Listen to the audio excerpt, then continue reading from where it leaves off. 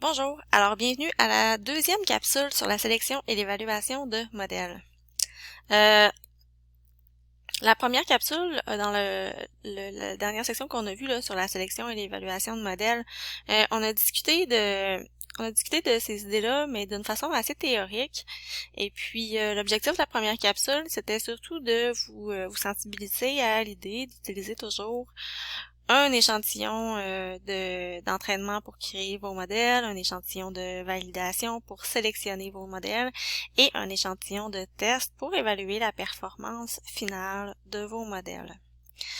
Alors, les arguments qu'on a amenés par rapport à ça étaient assez intuitifs, mais aussi assez théoriques.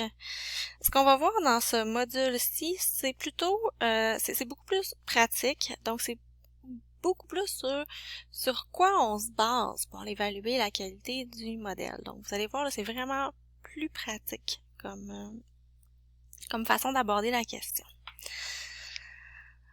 Alors, les objectifs de cette capsule. Bon, à la fin de la capsule, vous devriez connaître les différentes mesures de performance d'un modèle lorsqu'on a une variable réponse qui est binaire. Je reviendrai peut-être un petit peu plus tard sur les variables qui sont soit multinomiales ou continues. On va se concentrer ici sur les variables qui sont binaires. Alors, vous devriez avoir une idée des différentes mesures de performance. Il y en a plusieurs, je vous présente les principales.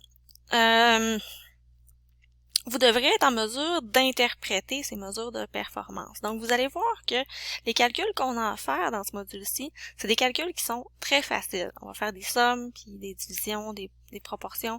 C'est très simple au niveau mathématique. Par contre, ce qui est difficile, c'est vraiment l'interprétation et surtout de savoir dans quel contexte choisir quelle mesure. Donc, pour être capable d'interpréter les mesures de performance puis de savoir dans quel contexte les utiliser, il faut bien comprendre ce qu'on est en train de calculer, donc il faut très bien comprendre la mathématique de ça, et il faut avoir une très bonne compréhension du problème auquel on est en train de s'intéresser. Il faut aussi en avoir fait un petit peu, là, ça aide, donc l'expérience va aider un peu là, pour savoir un peu qu'est-ce qui est important dans quel contexte. Alors, je vais vous présenter les mesures et puis je vais essayer, dans la mesure du possible, de vous donner des exemples pour vous aider à savoir un peu quoi choisir dans quel contexte. Alors, de façon générale, quand on construit un modèle prédictif, ce qu'on obtient, ce n'est pas avec une variable binaire, ce qu'on obtient, c'est pas une réponse de 0 ou 1. En général, ce qu'on va obtenir, c'est une probabilité. OK? Donc, ce qu'on va obtenir, ça va être une probabilité que chaque observation vaille 1. Donc, ça ici, là, c'est la probabilité que y est égal à 1. Donc, en général, c'est ce qu'un modèle va nous donner. Et nous, pour transformer cette valeur-là en un oui ou un non, donc en une valeur binaire, on va se choisir un certain seuil.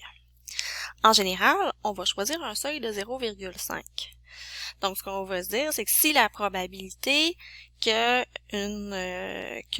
observation soit égale à 1 est plus grande que 0,5, on va dire, ben, c'est la prédiction qu'on donne, c'est le 1. Puis si elle est inférieure à 0,5, ben, la prédiction qu'on donne, c'est 0. Alors, dans la notation qu'on va utiliser, le P chapeau I, c'est la prédiction obtenue par notre modèle, et le Y chapeau I, ben c'est la valeur qu'on lui attribue, là, la valeur binaire qu'on va lui attribuer en utilisant la probabilité qui a été prédite par le modèle et un certain seuil qu'on va très souvent fixer à 0,5. Alors, pour tout le module, sur l'évaluation des modèles, on va utiliser ce petit exemple-là qui est complètement fictif. C'est un exemple que j'ai créé tout simplement pour faire un exemple. Alors, ce qu'on a ici, c'est le numéro de l'observation, la vraie valeur de ce qu'on cherche à prédire, la prédiction, la probabilité qui a été prédite par le modèle, et puis ici, c'est la valeur que le Y qu'on attribue à cette probabilité-là. Donc, dans cet exemple-là, c'est un exemple où j'ai fixé avec un seuil à 0,5. Donc, avec un seuil de 0,5, par exemple, ici, mon modèle me donnait une probabilité de 0,9, alors j'ai attribué à cette observation-là une prédiction de 1. Ici, ma probabilité est de 0,32, donc j'ai attribué à cette valeur-là à cette observation-là, une prédiction de 0. Dans ce contexte-ci, ce qu'on utilise, c'est vraiment l'échantillon de validation ou l'échantillon de test, dépendamment si on est à la phase où on est en train de sélectionner un modèle ou d'évaluer la performance finale de notre modèle. Alors, ici, c'est ça, l'échantillon est complètement fictif, mais on pourrait s'imaginer que c'est un échantillon qui provient d'un exemple, par exemple, dans le domaine de la santé. Donc, je vais vous donner deux situations qui proviennent du domaine de la santé. Donc, le premier exemple qu'on va considérer, c'est qu'on va considérer que ces observations-là proviennent d'un modèle qui sert à prédire si un enfant va être trisomique ou pas. Donc, pendant la grossesse, souvent, on peut aller passer un test dans lequel une espèce d'échographie avec une prise de sang, là, et puis dans cette échographie-là et cette prise de sang-là, avec différentes mesures, ils vont prendre la mesure de la clarté nucale, par exemple, puis ils vont vérifier certaines caractéristiques là, du fœtus. Ça se passe autour de 13 semaines habituellement. Et puis, à partir de ça, ils vont donner une prédiction ils vont nous donner une probabilité que l'enfant soit trisomique ou pas. Donc ça, c'est le premier exemple qu'on va prendre. On va prendre l'exemple avec la trisomie, la prédiction de la trisomie à partir de l'échographie de 13 semaines. Alors, ce qu'on aurait ici, c'est la probabilité qui est calculée par le modèle qui est basé sur la clarté nucale, sur les prises de sang, sur des choses comme ça. Et donc, ce test-là, avec la clarté nucale, ça nous donne pas exactement la valeur, ça nous dit pas exactement si l'enfant, si le fœtus est trisomique ou pas. Ce que ça nous donne, c'est une probabilité que ce soit le cas. Mais la vraie valeur, pour la connaître, en fait, il faudrait aller faire ce qu'on appelle une amniosynthèse, puis aller chercher vraiment là de l'ADN du fœtus. Mais en général, on fait pas ça parce que c'est une opération qui est dangereuse pour le fœtus puis qui risque de provoquer des accouchements. Donc, on va le faire uniquement si la probabilité qu'on a obtenue à partir de la clarté nucale et des prises de sang de la mère, si cette probabilité-là est élevée, ben là, on peut aller vers une amniosynthèse pour connaître la vraie valeur de Y. Donc, ces données-là auraient pu être prises dans ce contexte-là, par exemple. Ça va être le premier exemple qu'on va utiliser. Le deuxième exemple qu'on va utiliser, on va supposer que le modèle qu'on a créé, qui nous a donné le P-chapeau, a été créé pour prédire si une personne est atteinte d'un certain virus ou pas. OK? Un virus fictif. Alors, on a la vraie valeur de est-ce que la personne est atteinte vraiment du virus ou elle n'est pas atteinte du virus. Cette valeur-là, on peut la connaître là, uniquement en faisant un test formel en laboratoire. Mais on peut supposer que les tests formels en laboratoire sont soit difficiles d'accès, soit c'est un peu long d'avoir les résultats, ou alors ça peut être que Ça coûte trop cher de faire les tests en laboratoire, donc on pourrait se dire, ben on va créer un modèle qui, sur la base de la température de la personne, les certains symptômes qu'elle a, comme de la toux, des vomissements, des douleurs musculaires, selon est-ce que cette personne-là a côtoyé des personnes qui ont attrapé le virus, selon est-ce que cette personne-là a voyagé ou pas, selon le taux de personnes, la proportion des personnes dans la population autour d'elle qui ont le virus.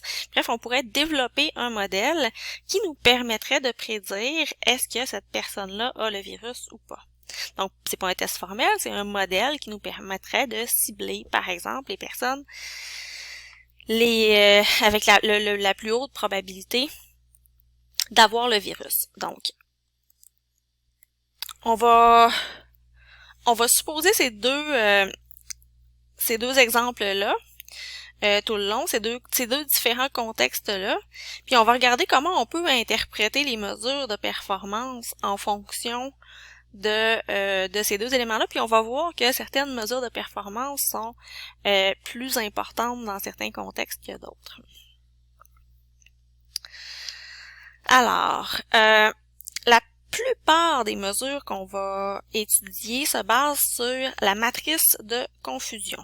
Vous en avez déjà fait, hein? Vous avez travaillé avec la matrice de confusion pour calculer l'exactitude quand vous avez fait des modèles avec les forêts aléatoires, notamment avec les arbres de décision aussi, je pense. Donc, vous savez déjà ce que c'est. La matrice de confusion, elle vient nous donner pour un seuil donné. OK, donc la plupart du temps, notre seuil va être à 0,5, mais pas toujours. Donc, pour un seuil donné, elle va venir noter la proportion de vrai négatif. Donc, vrai négatif, c'est les observations qui ont été prédites à 0 et qui sont effectivement à 0. Les faux positifs, donc les faux positifs, on les a prédits à 1, mais en réalité, c'était 0. Les faux négatifs, on les a prédits à 0, mais la vérité, c'était 1. Et les vrais positifs, on les a prédits à 1 et ils étaient effectivement positifs. Alors ça, c'est la matrice de confusion. Faites attention, ok? Les différents logiciels vous donnent pas nécessairement cette matrice-là dans cette forme-là. Donc ici, j'ai la valeur prédite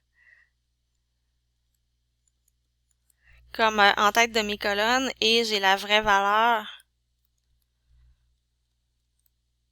donc la valeur observée sur mes lignes. Parfois, les matrices de confusion sont présentées à l'inverse. Puis parfois, c'est le 0 qui est en premier, parfois c'est le 1 qui est en premier. Donc, selon le logiciel que vous utilisez, là, prenez garde à ça pour éviter de vous tromper. Alors, si on revient à l'exemple qu'on avait tout à l'heure, alors ici, vous pouvez voir le tableau de l'exemple qu'on a pris tout à l'heure. Alors, si on regarde la première observation, l'observation numéro 1, c'est une observation qui était positive et qu'on a prédit positif pour un seuil de 0,5. Donc, ma probabilité prédite est supérieure à 0,5. On le prédit à 1. Donc, ici, ce qu'on a, c'est un vrai positif. Pour ma deuxième observation, cette observation-là, la vraie valeur, c'est 0. Et puis, la probabilité prédite est de 0,55, donc c'est un peu plus bas. Mais si on utilise un seuil de 0,5, on la prédit quand même à 1. Donc ici, ça va être un faux positif. Alors, on se trompe dans ce cas-là. L'observation suivante est un vrai positif. Et l'observation suivante, l'observation numéro 4, la vraie valeur, c'est 0. La probabilité prédite, c'est 0,32, c'est inférieur à 0,5. Donc, on prédit 0. Alors ici, on a un vrai négatif. Alors, on va continuer comme ça. Donc, on va compter le nombre de vrais positifs, le nombre de faux positifs, le nombre de vrais négatifs et le nombre de faux négatifs. Et on va venir le mettre dans ce tableau-ci. Donc, vous pouvez le compter si vous voulez le vérifier, là. Mais dans le cas qu'on on a 7 vrais négatifs, 9 vrais positifs, et on a 3 faux positifs et 1 faux négatif. Alors, c'est sur cette matrice de confusion-là qu'on va calculer la plupart des mesures de performance qui vont suivre.